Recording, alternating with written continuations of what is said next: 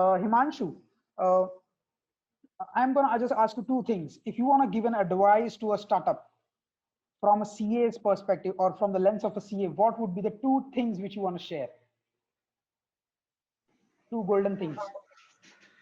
I think one thing at least certainly would be that keep keep compliances at the back of your mind.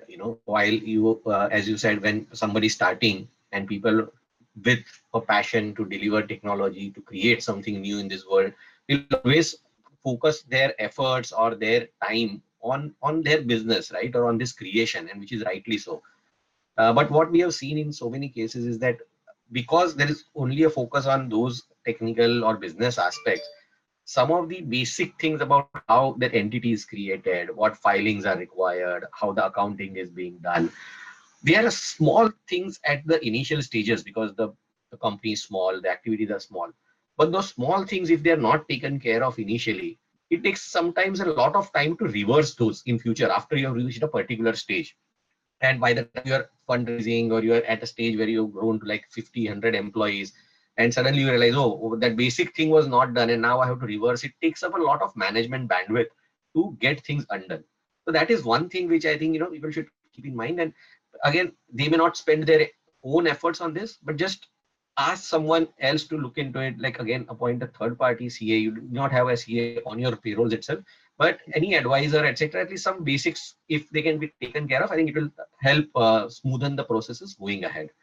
Excellent. uh, and the second thing is, I think, just tuning into what Koshu and everybody else mentioned, that uh, today there is a lot of hype around, let's get this valuation done, let's get this structure done, let us do something outside India.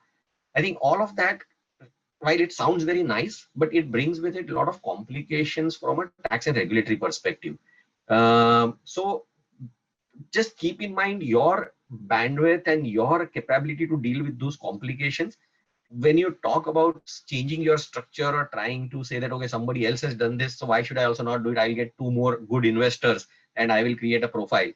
It can take up a lot of time in managing those structures, especially when people say that, okay, I will set up a structure outside India, because that is what many people have done and successfully done it.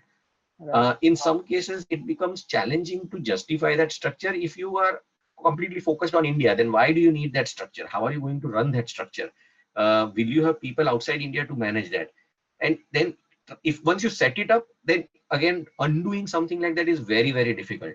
So, any such structural decisions, I think people should be just a little cautious. Just take into account your capabilities as well, and where do you want to focus your energies on, because at this stage when you're taking a decision, you will not have a large compliance team to support you in all these matters. Mhm. So you are as sole person running around, as Kushu said, from everything, like from a CEO to everything, you are responsible. And when you get your time divided into compliance matters, I think that's not the best use of your time. So I think try to keep it simple where required. Of course, at some point you will need to get into that at some point of time when you're large enough, and there will be that pivot, right, where you will say that, okay, I'll let up a better structure, I will move into something more. So one can think about it, but just be cautious that when are you taking that decision, when are you pulling that trigger, and focus on compliances to some extent.